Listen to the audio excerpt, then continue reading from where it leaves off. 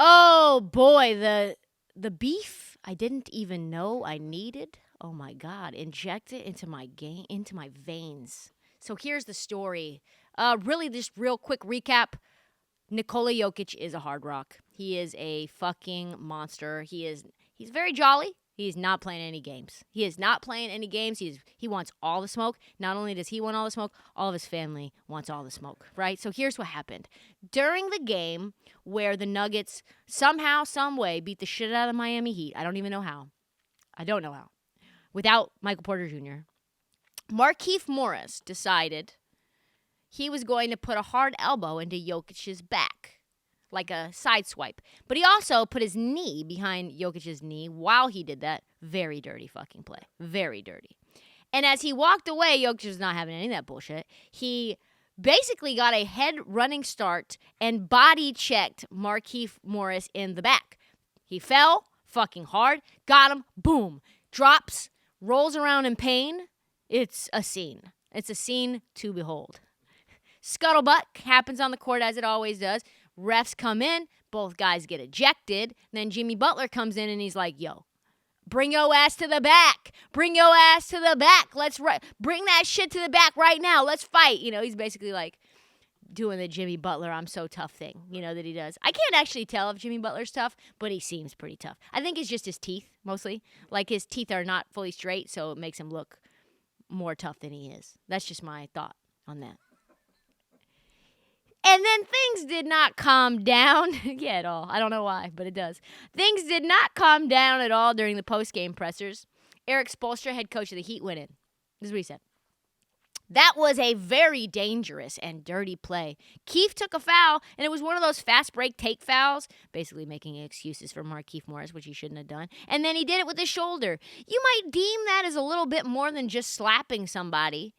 Yes, I do deem it more than that, yes. But after watching it on film, it was a take foul. Remember we talked about this before.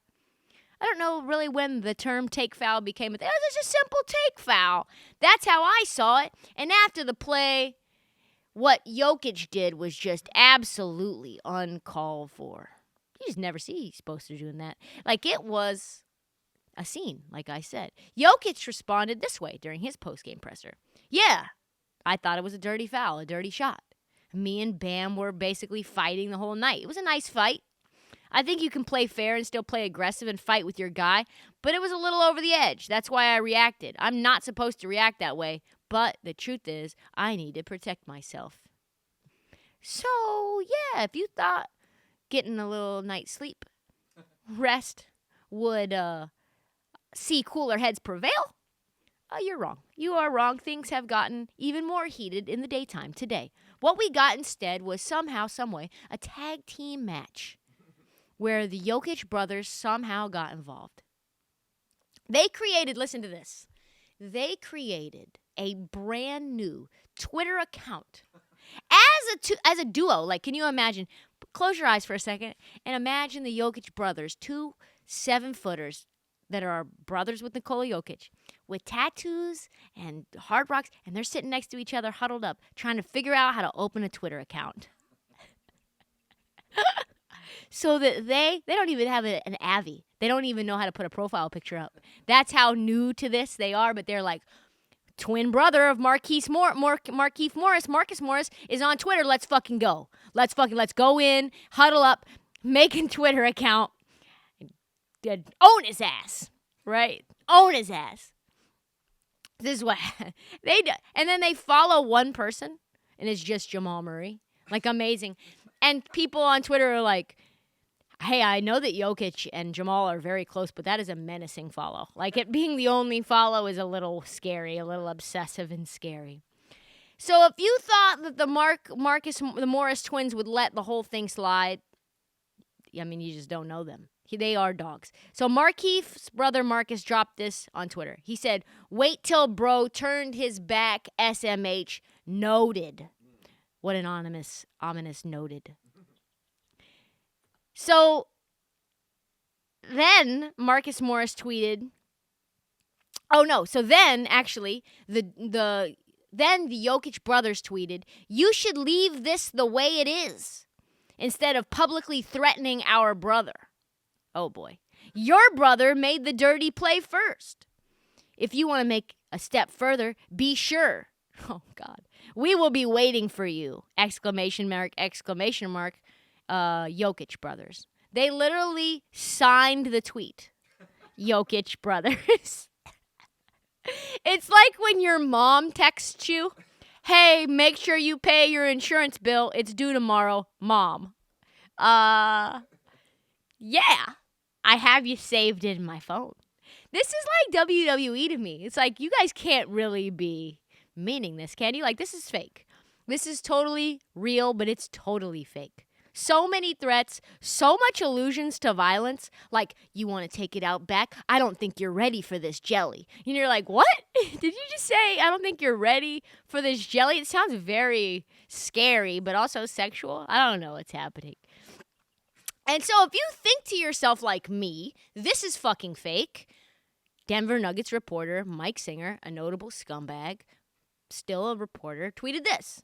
Just got a text from Jokic's brother. This is their real account responding to Marcus Morris's tweet last night. This is their real account.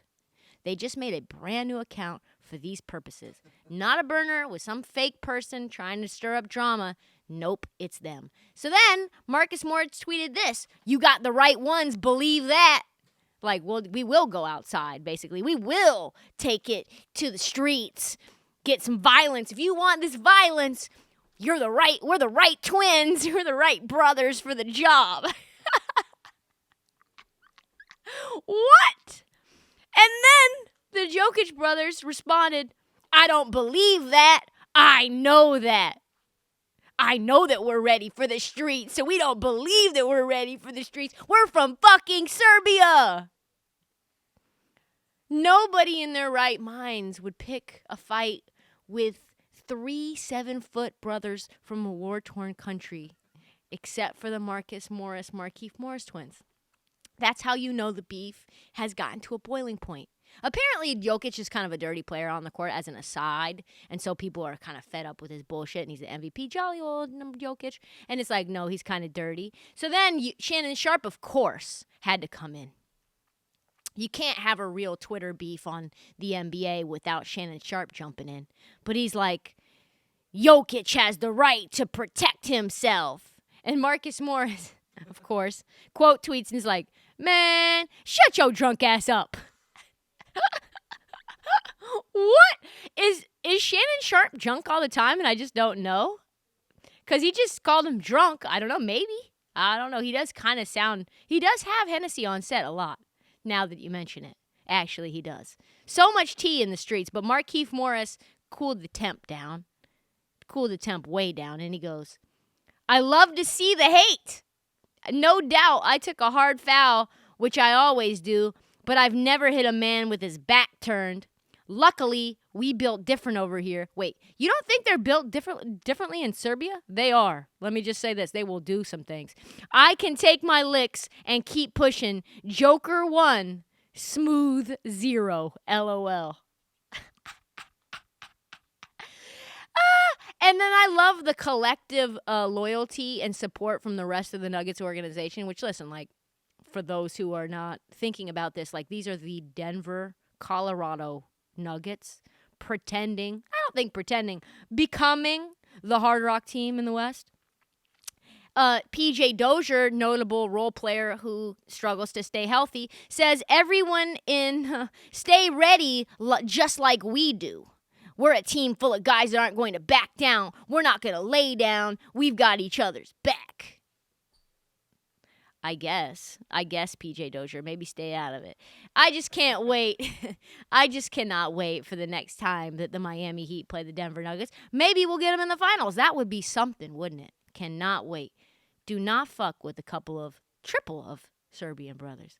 That's all the time that we have for the Heat Check podcast. We will be back very early Friday morning with a special interview with the guys from the Light Years podcast. Yes, we will. That should make Warriors fans very happy. They're going to have me probably eat crow. Don't forget to give us a follow at Trysta Krick and at This Heat Check on TikTok. And download, subscribe, give us a rating on Spotify and Apple.